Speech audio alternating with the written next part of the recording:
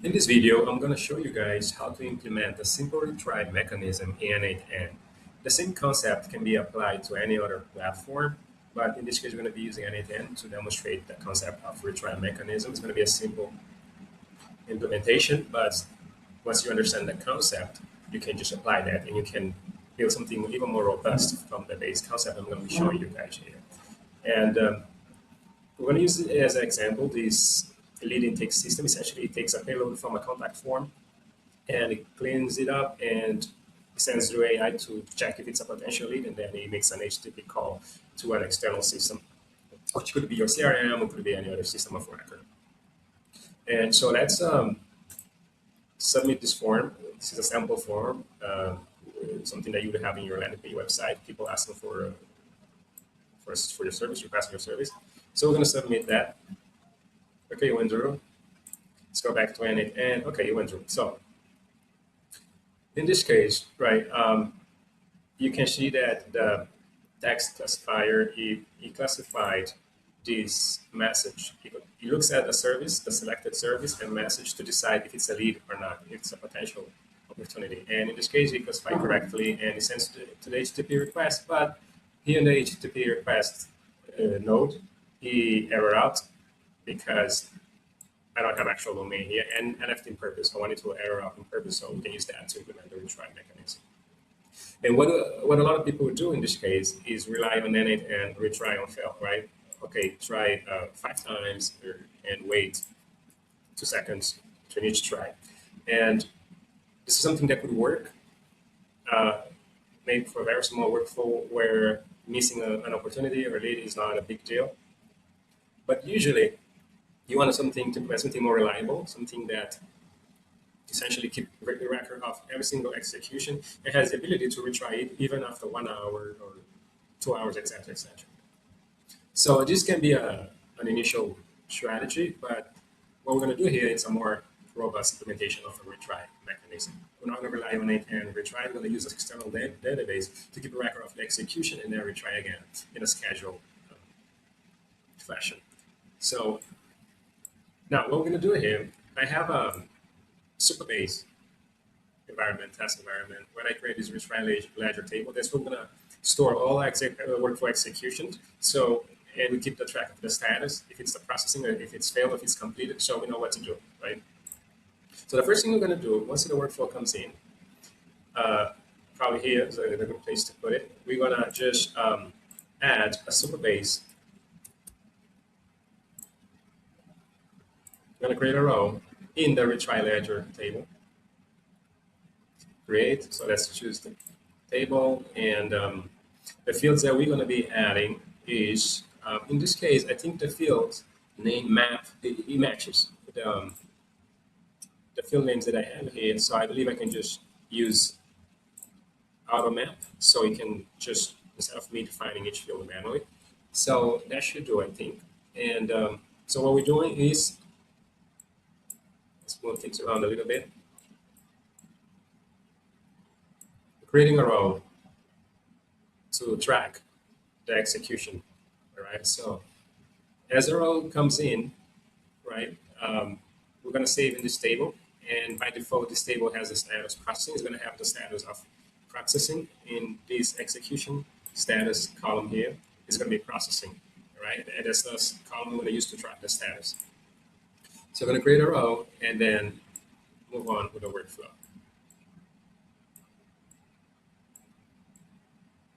Okay, so in this case, we're going to be focusing on dealing with the error from the HTTP call, all right? And in a more reliable, robust implementation, what would you have is a unified common error handler in another workflow that will catch any error from any one of these nodes and then trigger the retry from there. But just for you to understand, to simplify the concept of retry mechanism in it, and I'm going to focus on the HTTP node. Like if you just call to the CRM with this external system fails, we're going to keep track of that and retry later on, okay? So we're creating a row and with the status processing. So if I execute this step, for example, it should create a row So we have right here. So we have all the lead information and the execution status is processing. Okay. Because we have all this information here, we are able to retry again because we have the lead name, first last name, email, phone number. We have everything. Okay, that's the important thing.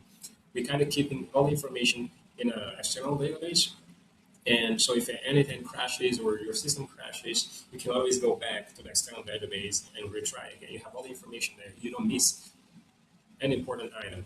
For example, if let's say you implemented this automation for a business that whose average job is $5,000, for example. That means each lead is a potential $5,000 revenue. And if you don't have a proper retry mechanism in place, you might lose a couple. You might lose, if, depending on the number of leads they have, they may lose $50,000 because you didn't have a way to recover from errors, properly recover from errors that happen, that often happens for a variety of reasons, right? And if you're taking an automation to production, you want to have that retry mechanism in place uh, to protect the client revenue and also your reputation. Make sure you deliver something that actually um, works well and has a minimum margin for error, right? So, okay, so we're creating the ledger. It's processing now. Once it comes to the classifier HTTP request, since we know it's gonna error out in the HTTP request because I don't have a valid domain here, we don't have anything there. So we're gonna branch out from the error output, and then we're gonna update the table, retry ledger. We're gonna change the status to um, first we're gonna have to select the condition. We have to say the ID. Well, actually, let me execute this step so we can pass the payload that we can use. All right, so in this case, I have to actually execute this one too.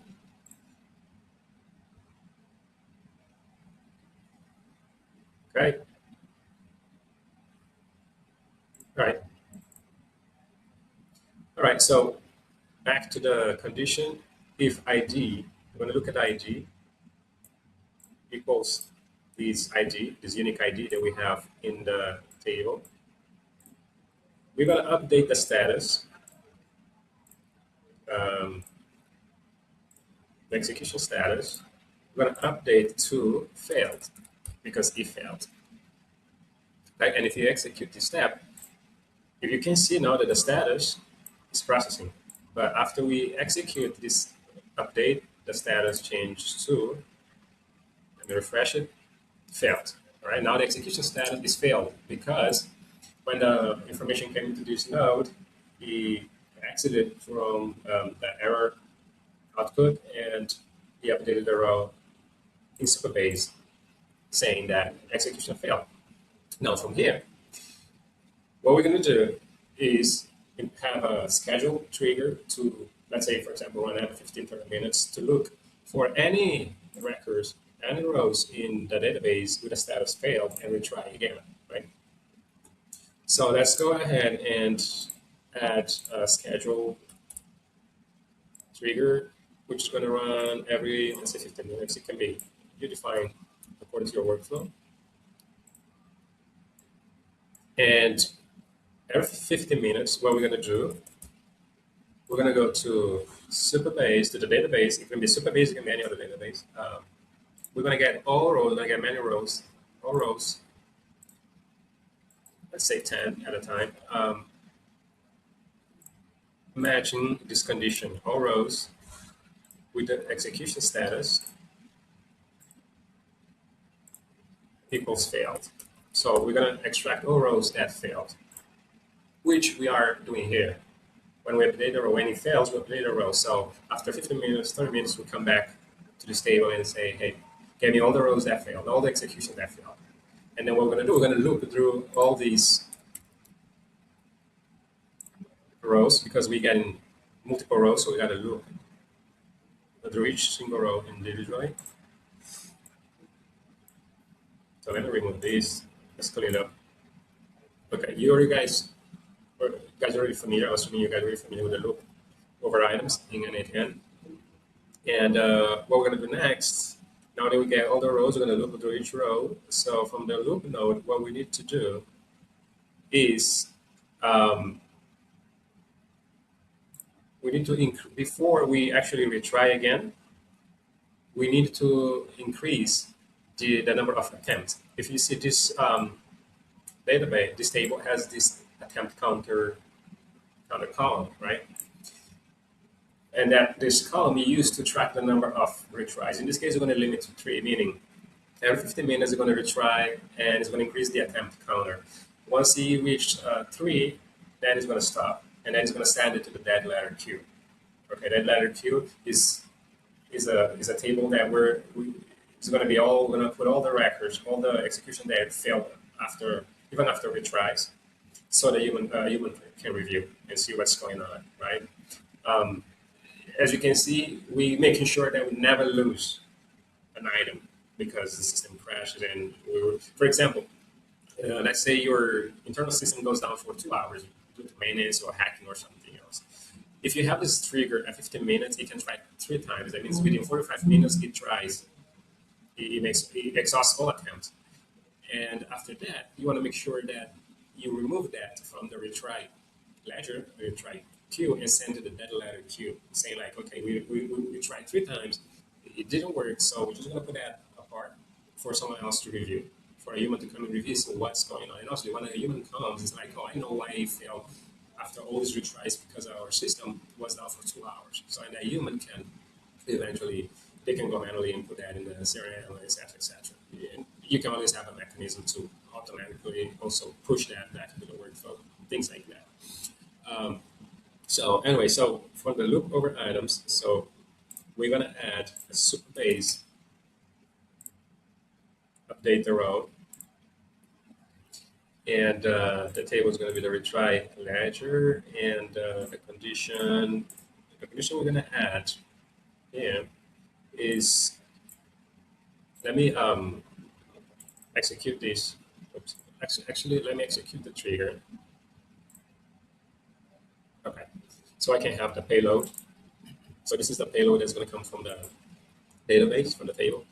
And what we're going to do, we're going to say, find the row with this ID, because we're looping through each row.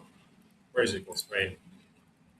And once you find, you're going to do a couple of things. We're going to update attempt counter to, we're going to increment attempt counter. So attempt counter becomes attempt counter plus 1. So it's going to become 1. In this case, as you can see, even shows you the result 1. And also we can change the status for to processing again, because the status is failed, but now we're processing again, so we're going to change the status, right? And then from here, we're going to send back here, right? We're going to send it to the classification and down the workflow again. So if you execute the trigger again, let's see what happens. Okay, so it came through, and then when the test classifier is going to go here, it's going to fail, etc., etc. Because again, I don't have the proper HTTP parameters in there, so it's going to fail. So, but one thing that we should make sure it happened is that the attempt counter here, the attempt counter went 1. Okay, and if I try again the same trigger, if I execute the same trigger, it should increment to 2. All right, it's running. It's a little bit slower than usual. Cool. If you refresh the table, okay, the attempts counter now it's 2, and execution status is failed because it failed here. All right. Now, what should we do here? Right? For example,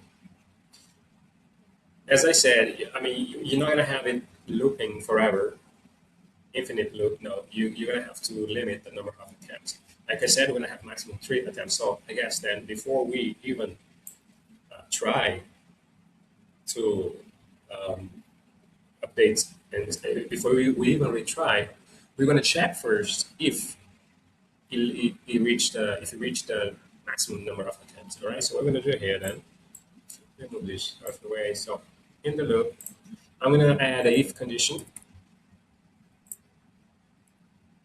and then I'm going to say if attempt counter is less than or equal to 3, okay, then if it's true, then we can proceed to update the row, all right? We can proceed to update the row and then go back to the workflow and retry again. If it's false, then we're gonna have, meaning we already exhausted all attempts, then we're gonna have to send it to the dead letter queue. I have a table here, dead letter queue, which all this information should come to this table, dead letter queue. If after 3 attempts, it still doesn't go through, there's still an error, then you're gonna have to send it to dead letter queue for human review, okay? That's the basic concept of error retries. So in this case, if you execute the trigger, it's going to exit to the true range because it's still, the attempt counter is still less or equal than 3. And after the updates, if we go back to the database, then we should see the attempt counter now should be, let's refresh, 3. You update the attempt count 3. So if you try again, it's still going to work because it's less or equal than 3. But once it changes to 4, then it's not going to work. So what we're going to do, we're going to go ahead and add the a node to this false branch, meaning if the attempt counter is more than 3, it's greater than 3. So we're going to just create a record in that letter queue. All right, so that's add a create a row. Well, no, sorry. What am I doing? Create a row. And all right, let's execute the workflow once again. Well, actually, it's not gonna. What I'm trying to do here is get the payload from this. So what kind of problem we got? Workflow execution cannot create row is. All right, so let me just create a row. Let's go ahead and put a table here. For now, let's say auto map. And let's execute the trigger again because I want the payload to come here. So it's still going there because the retry ledger 4. Now it should come here because now it's 4, right? So let's try again. Okay, now it came here. Good. Because why? Because you already crossed the maximum number of attempts.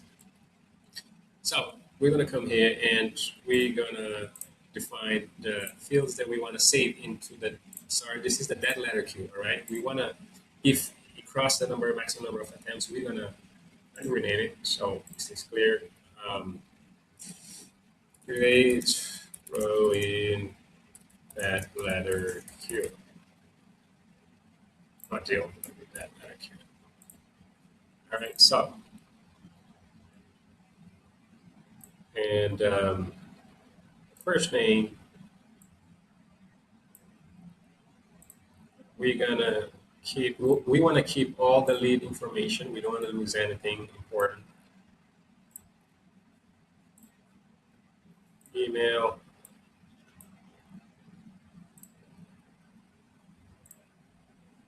message.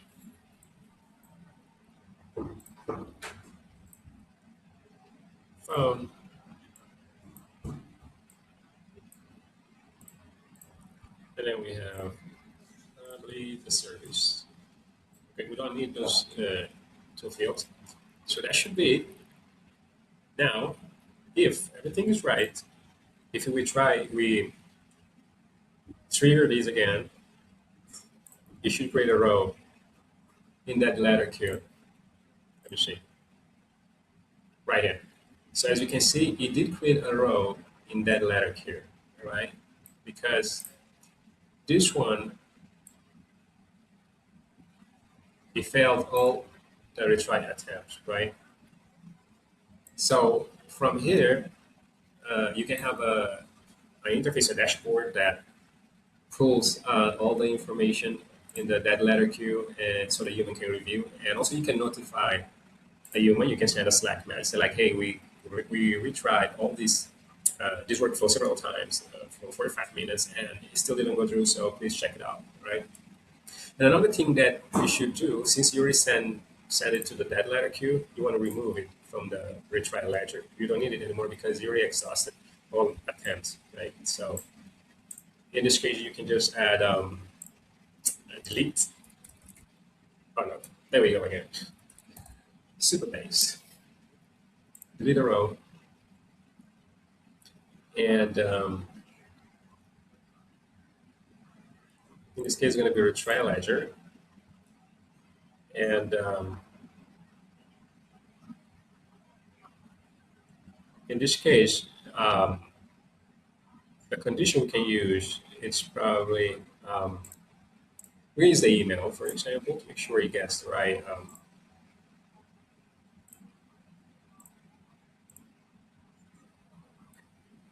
It's going to check that lead by the email you expect to be the unique for each lead, and then it deletes the row for that lead. But we could use probably an potency key. If you want to make it more reliable, every time a workflow executes, you create a hash to identify each execution. Instead of relying on this ID or email, you can actually use a idempotency key that we can use across the workflow. That could be you could do it that way, but for this for the purpose of this video, this is fine. So if I execute again, you should delete this record from retry ledger. So let's try again. All right. So if you go to retry ledger and see, yep, it deleted. Well, it kind of duplicated that on the. That's because I'm kind of doing manually. So it kind of duplicated that on the that letter queue. So essentially, for these, you can do a you can check essentially if you want to prevent that, you can add a if check if the email the user the lead with the email already exists, and then you can update it. If not, create a row. But I believe for this video, this is good enough. You already get the idea is for you to get a concept of a retry, how you can have a more reliable retry mechanism. Again, in summary, you every time a workflow starts, you create an execution, a record in a ledger in an external database, Superbase or any other database, and then you keep the track of the status of the execution. So if it fails, you have the scheduled triggers that run, for example, every 15 or 30 minutes. It's going to look for all executions that failed and then retry them again, right? And if they keep failing, if they fail after 3 times, for example, you send them to the dead letter queue so a human can review later, and then you delete that row from the retry ledger. And again, this is a simplified version just to give you the understand. But with this already, you already a pro. Can say that because if you have this solution implemented in your workflow, then you can say you're production ready because you're able to catch, right? To keep track of every single lead. In this case, in the lead intake system that we are using, you keep track of a single lead, so none is lost, none slips through the crack because you don't have a mechanism to kind of recover if the system goes down for a certain amount of period of time. So hopefully this give you a good insight in terms of how to implement retry. I'm gonna drop this n8n workflow under the comments in case you want to try it. But the main thing is to get the idea of how to better implement the retry mechanism in n8n or any other similar workflow. So hopefully you did enjoy this video, and if you did, please like and subscribe, and I will see you in the next one.